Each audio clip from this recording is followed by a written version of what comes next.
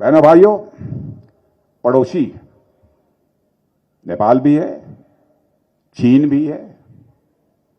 जहां तक भारत का प्रश्न है, भारत तो बराबर चाहता है कि अपने पड़ोसियों के साथ अच्छे रिश्ते हों, लेकिन कुछ ऐसे भी पड़ोसी होते हैं जिनके समझ में बात नहीं आती कि पड़ोसी के साथ हमको कैसा व्यवहार रखना चाहिए। लेकिन एक पड़ोसी जो वेस्टर्न बॉर्डर, यानी जो बहुत पुराना हमारे साथ अनावश्यक जब से भारत से अलग हुआ है, उस पड़ोसी को समझ गए होंगे। समझ गए हैं कि नहीं समझ गए? कौन है? पाकिस्तान। बड़ा बड़ा आतंकवादी हरकतों के माध्यम से भारत को कमजोर करने की, भारत को डिस्टेबलाइज करने की वो कोशिश करता रहता है, लेकिन बहनों भाइयों कर नहीं पाएगा।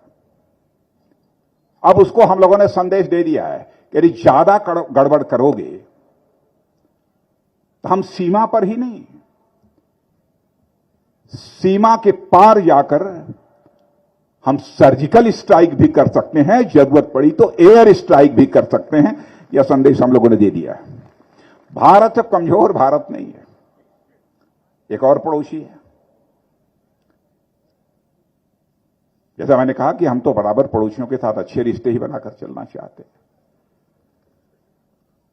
लेकिन कुछ लोग पता नहीं समझ पाते हैं कि नहीं समझ पाते हैं, या आदत बन गई है, स्वभाव है, क्या है मैं नहीं जानता। लेकिन इतना ही आपको बतलाना चाहता हूं, और जो कुछ भी मैं कह रहा हूं, हमारा अपने सेना के अधिकारियों से, सेना के जवानों से बराबर लाइव कांटेक्ट यह बना रहता है। जो कुछ भी सरकार के स्तर से किया जा सकता है, किया है, करते रहेंगे। लेकिन बहनों भाइयों, भारत का इतिहास रहा है, भारत की सांस्कृतिक परंपरा रही है कि हमने न तो दुनिया के किसी देश पर कभी आक्रमण किया है और न तो दुनिया के किसी देश की 1 इंच जमीन पर कभी कब्जा किया है। भारत का चरित्र यह रहा है। लेकिन दुनिया का यदि कोई भी देश भारत की 1 इंच जमीन पर कब्जा करने की जरूरत करेगा तो भारत आज उसका मुंहतोड़ जवाब देगा। मैं आपको भरोसा दिलाना चाहता हूं, आपको मैं विश्वास दिलाना चाहता हूं।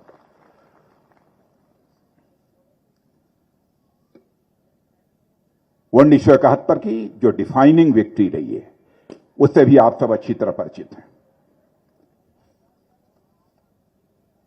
किसी को भ्रम नहीं होना चाहिए।